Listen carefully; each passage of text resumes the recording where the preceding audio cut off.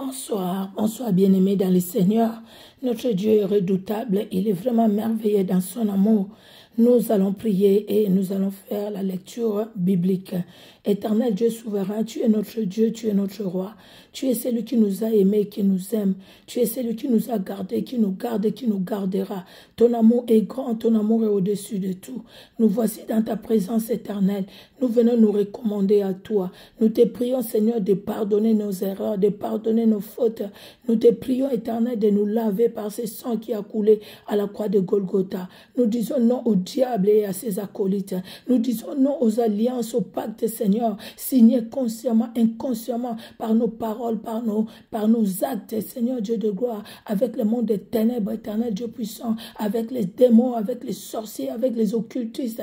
Nous refusons ces pactes, que ce soit par nos familles ou par nous-mêmes. Nous les refusons au nom de Jésus. Que le sang de Jésus nous lave, nous lave, nous lave et nous sanctifie, éternel. Et laisse que ton Esprit Saint nous remplisse, éternel Dieu de gloire, et que ton Esprit Saint mette en fuite l'ennemi qui vient comme un fleuve, que ton Esprit Saint mette en fuite tout ce qui vient nombreux par un seul chemin, qui se retourne par sept chemins différents. Nous proclamons ta victoire, Jésus, ta victoire sur le monde des ténèbres, ta victoire, Jésus-Christ, sur les faibles, sur l'aveuglement spirituel, ta victoire, éternel Dieu de gloire, ta victoire, mon Dieu, sur la distraction, nous proclamons ta victoire éternelle. Merci de bénir ces moments de lecture biblique dans le nom puissant de Jésus-Christ.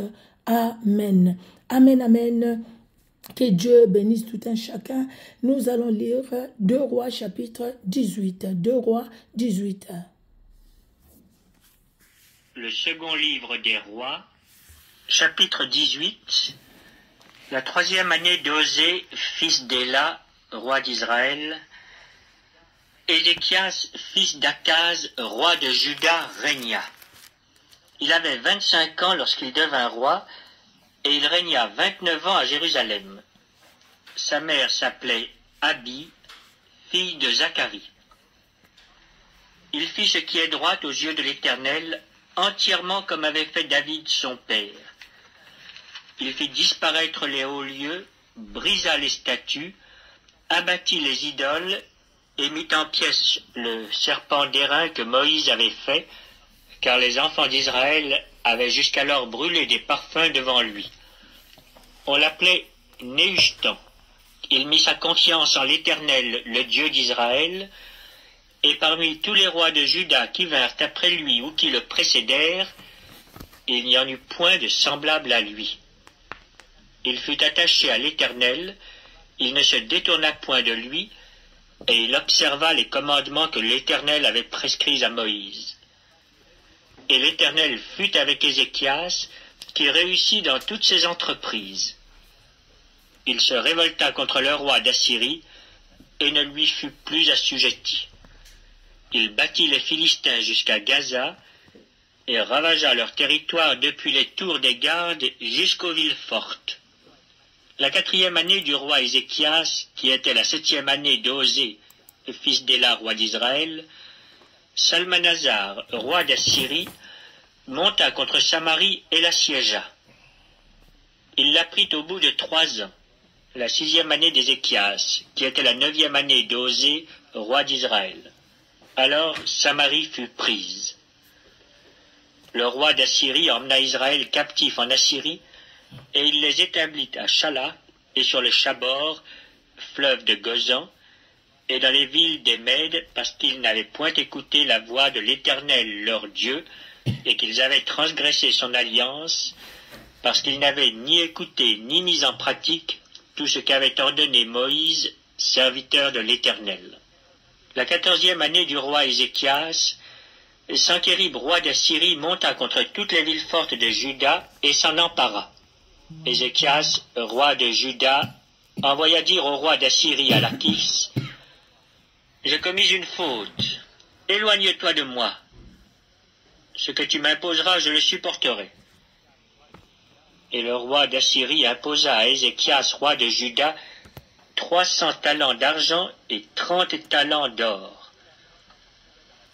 Ézéchias donna tout l'argent qui se trouvait dans la maison de l'Éternel et dans les trésors de la maison du roi. Ce fut alors qu'Ézéchias, roi de Juda, enleva pour les livrer au roi d'Assyrie les lames d'or dont il avait couvert les portes et les linteaux du temple de l'Éternel. Le roi d'Assyrie envoya de Lachish à Jérusalem vers le roi Ézéchias, Tartan, Rabsaris et Rabshakeh avec une puissante armée. Ils montèrent et ils arrivèrent à Jérusalem. Lorsqu'ils furent montés et arrivés, ils s'arrêtèrent à l'aqueduc de l'étang supérieur sur le chemin du champ du Foulon. Ils appelèrent le roi. Et Eliakim, fils de Hilkija, chef de la maison du roi, se rendit auprès d'eux avec Shebna, le secrétaire, et Joach, fils d'Azaph, l'archiviste. Rabshakeh leur dit, « Dites à Ézéchias, ainsi parle le grand roi, le roi d'Assyrie. Quelle est cette confiance sur laquelle tu t'appuies? Tu as dit, il faut pour la guerre de la prudence et de la force. Mais ce ne sont que des paroles en l'air. En qui donc as-tu placé ta confiance pour t'être révolté contre moi? Voici, tu l'as placé dans l'Égypte. Tu as pris pour soutien ce roseau cassé qui pénètre et perce la main de quiconque s'appuie dessus. Tel est Pharaon, roi d'Égypte, pour tous ceux qui se confient en lui. Peut-être me direz-vous, c'est en l'Éternel, notre Dieu, que nous nous confions. Mais n'est-ce pas lui dont Ézéchias a fait disparaître les hauts lieux et les autels en disant à Juda et à Jérusalem, « Vous vous prosternerez devant cet autel à Jérusalem? Maintenant, fais une convention avec mon maître, le roi d'Assyrie, et je te donnerai 2000 chevaux si tu peux fournir des cavaliers pour les monter. Comment repousserais-tu un seul chef d'entre les moindres serviteurs de mon maître? Tu mets ta confiance dans l'Égypte pour les chars et pour les cavaliers. D'ailleurs, est-ce sans la volonté de l'Éternel que je suis monté contre ce lieu pour le détruire? L'Éternel m'a dit, monte contre ce pays et détruis-le. Eliakim, fils de Hilkija, Shebna et Joach dirent à Rabshakeh, parle à tes serviteurs en araméen, car nous le comprenons. Et ne nous parle pas en langue judaïque, aux oreilles du peuple qui est sur la muraille. Rabshakeh leur répondit, est-ce à ton maître et à toi que mon maître m'a envoyé dire ces paroles? N'est-ce pas à ces hommes assis sur la muraille pour manger leurs excréments et pour boire leur urine avec vous? Alors Rabshakeh s'étant avancé, cria à haute voix en langue judaïque et dit, écoutez la parole du grand roi, du roi d'Assyrie. Ainsi parle le roi. Qu'Ézéchiel ne vous abuse point, car il ne pourra vous délivrer de ma main. Qu'Ézéchias ne vous amène point à vous confier en l'Éternel en disant, l'Éternel nous délivrera, et cette ville ne sera pas livrée entre les mains du roi d'Assyrie. N'écoutez point Ézéchias, car ainsi parle le roi d'Assyrie. Faites la paix avec moi, rendez-vous à moi, et chacun de vous mangera de sa vigne et de son figuier, et chacun boira de l'eau de sa citerne, jusqu'à ce que je vienne et que je vous emmène dans un pays comme le vôtre, dans un pays de blé et de vin, un pays de pain et de vigne, un pays d'oliviers à huile et de miel, et vous vivrez, et vous ne mourrez point. N'écoutez donc point Ézéchias, car il pourrait vous séduire en disant, l'Éternel nous délivrera. Les dieux des nations ont-ils délivré chacun son pays de la main du roi d'Assyrie? Où sont les dieux de Hamath et d'Arpad? Où sont les dieux de Sepharvaïm, d'Ena et d'Iva? Ont-ils délivré Samarie de ma main? Parmi tous les dieux de ces pays, quels sont ceux qui ont délivré leur pays de ma main, pour que l'Éternel délivre Jérusalem de ma main? Le peuple se tut et ne lui répondit pas un mot, car le roi avait donné cet ordre, vous ne lui répondrez pas. Et Eliakim, fils de Hilkija, chef de la maison du roi, Shebna le secrétaire, et Joach, fils d'Azaph l'archiviste, vinrent auprès d'Ézéchias, les vêtements déchirés, et lui rapportèrent les paroles de Rabshakeh. Notre Dieu est bon. Alors, nous allons aller dans les livres de Osée. Osée chapitre 11.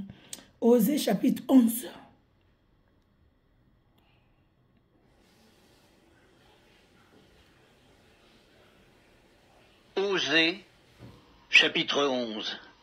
Quand Israël était jeune, je l'aimais, et j'appelais mon fils hors d'Égypte. Mais ils se sont éloignés de ceux qui les appelaient. Ils ont sacrifié au Baal et offert de l'encens aux idoles. C'est moi qui guidais les pas d'Éphraïm, le soutenant par ses bras. Et ils n'ont pas vu que je les guérissais. Je les tirais avec des liens d'humanité, avec des cordages d'amour. Je fus pour eux comme celui qui aurait relâché le joug près de leur bouche, et je leur présentais de la nourriture. Ils ne retourneront pas au pays d'Égypte, mais l'Assyrien sera leur roi, parce qu'ils ont refusé de revenir à moi. L'épée fondra sur leur ville, anéantira, dévorera leur soutien, à cause des desseins qu'ils ont eus. Mon peuple est enclin à s'éloigner de moi. On les rappelle vers le Très-Haut, mais aucun d'eux ne l'exalte. Que ferai-je de toi, Éphraïm? Dois-je te livrer, Israël? Te traiterai-je comme Adma? Te rendrai-je semblable à Tseboïm? Mon cœur s'agite au-dedans de moi, toutes mes compassions sont émues. Je n'agirai pas selon mon ardente colère, je renonce à détruire Éphraïm, car je suis Dieu et non pas un homme. Je suis le Saint au milieu de toi, je ne viendrai pas avec colère. Ils suivront l'Éternel qui rugira comme un lion, car il rugira, et les enfants accourront de la mer. Ils accourront de l'Égypte comme un oiseau, et du pays d'Assyrie comme une colombe, et je les ferai habiter dans leur maison, dit l'Éternel. Amen. Notre Dieu est bon. Nous allons aller dans les livres de Philémon et le premier chapitre. On avance vraiment vers la fin de la Bible, livre de Philémon et chapitre 1er. Philémon, de toutes les façons, il n'y a qu'un seul chapitre. Le livre de Philémon, le premier chapitre, le livre de Philémon. Disons ça comme ça parce qu'il n'y a qu'un seul chapitre. Alors, Philémon.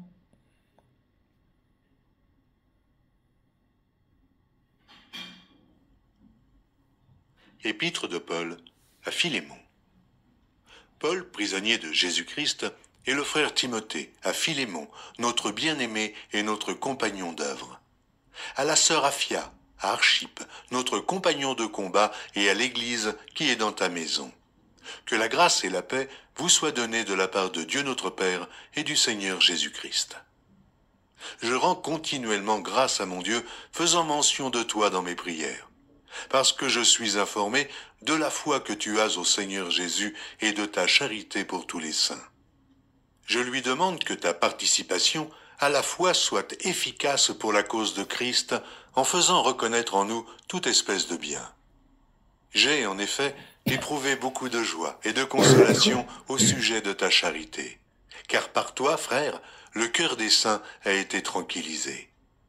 C'est pourquoi, bien que j'ai en Christ toute liberté de te prescrire ce qui est convenable, c'est de préférence au nom de la charité que je t'adresse une prière.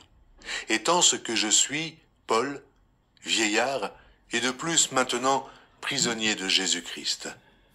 Je te prie pour mon enfant que j'ai engendré étant dans les chaînes, Onésime, qui autrefois t'a été inutile, mais qui maintenant est utile à toi et à moi. Je te le renvoie, lui, mes propres entrailles. J'aurais désiré le retenir auprès de moi pour qu'il me servît à ta place pendant que je suis dans les chaînes pour l'Évangile. Toutefois, je n'ai rien voulu faire sans ton avis, afin que ton bienfait ne soit pas comme forcé, mais qu'il soit volontaire. Peut-être a-t-il été séparé de toi pour un temps, afin que tu le recouvres pour l'éternité, non plus comme un esclave, mais comme supérieur à un esclave, comme un frère bien-aimé, de moi particulièrement, et de toi à plus forte raison, soit dans la chair, soit dans le Seigneur.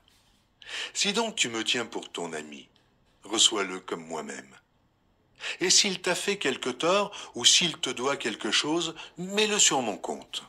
Moi, Paul, je t'écris de ma propre main. Je paierai, pour ne pas te dire que tu te dois toi-même à moi. Oui, frère, que j'obtienne de toi cet avantage dans le Seigneur, tranquillise mon cœur en Christ. C'est en comptant sur ton obéissance que je t'écris, sachant que tu feras même au-delà de ce que je dis. En même temps, prépare-moi un logement, car j'espère vous être rendu grâce à vos prières. Épaphras, mon compagnon de captivité en Jésus-Christ, te salue, ainsi que Marc, Aristarque, Démas, Luc, mes compagnons d'œuvre. Que la grâce de notre Seigneur Jésus-Christ soit avec votre esprit. Amen. Amen, amen. Nous allons lire dans le livre des psaumes, les psaumes 105 des 37 à 45. Les psaumes 105, 37 à 45, nous lisons. Alors, 37 jusqu'à la fin. Il fit sortir son peuple avec de l'argent et de l'or, et nul ne chancela parmi ses tribus. Les Égyptiens se réjouirent de leur départ, car la terreur qu'ils avaient d'eux les saisissait. Il étendit la nuée pour les couvrir, et le feu pour éclairer la nuit. À leur demande, il fit venir des cailles, et il les rassasia du pain du ciel. Il ouvrit les rochers, et des eaux coulèrent. Elles se répandirent comme un fleuve dans le lieu aride, car il se souvint de sa parole sainte et d'Abraham son serviteur. Il fit sortir son peuple dans l'allégresse, ses élus au milieu des cris de joie. Il leur donna des terres des nations et ils possédèrent les fruits du travail de peuple, afin qu'ils gardent ses ordonnances et qu'ils observent ses lois. Louez l'Éternel. Alléluia. Nous allons finir dans le livre de Proverbes. Proverbes chapitre 27 et le verset 3. Proverbes 27, le verset 3. La pierre est pesante et le sable est lourd, mais l'humeur de l'insensé pèse plus que l'un et l'autre. Que Dieu bénisse sa parole dans nos cœurs, bien-aimés dans le Seigneur. Que notre Dieu soit honoré. Merci Seigneur Jésus-Christ pour ta parole qui fait du bien à notre âme, pour ta parole qui nous libère, qui nous délivre Jésus. Merci parce que tu envoies ta parole et ta parole nous guérit. Tu envoies ta parole et ta parole nous donne la force devant l'ennemi. Tu envoies ta parole et ta parole, Seigneur Dieu de gloire, nous délivre, nous libère, Éternel. Et ta parole, Seigneur, nous donne la victoire qui vient de toi. Que l'honneur et la gloire montent à toi. Nous confessons encore ta victoire, Jésus-Christ. En ces moments, c'est en cette journée, nous confessons ta victoire. Les soirs, les matins, à midi, nous confessons ta victoire. Les jours comme la nuit, nous confessons ta victoire, Jésus-Christ. Car tu es Dieu, tu es Seigneur. À toi l'honneur, à toi la gloire. Dans ton seul nom, Jésus-Christ, que nous avons prié. Amen. Amen, amen. Que Dieu vous bénisse, bien-aimés. Nous nous donnons rendez-vous pour la prochaine lecture biblique. Soyez bénis. Au revoir.